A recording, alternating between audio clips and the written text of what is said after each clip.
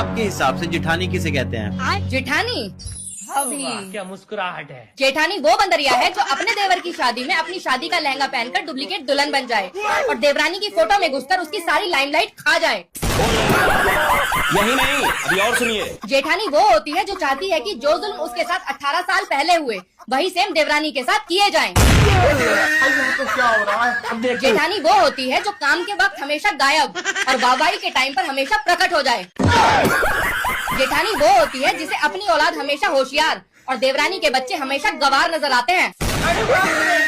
जेठानी वो होती है जिसे अपना भाई राम और देवरानी का भाई हमेशा रावण नजर आता है।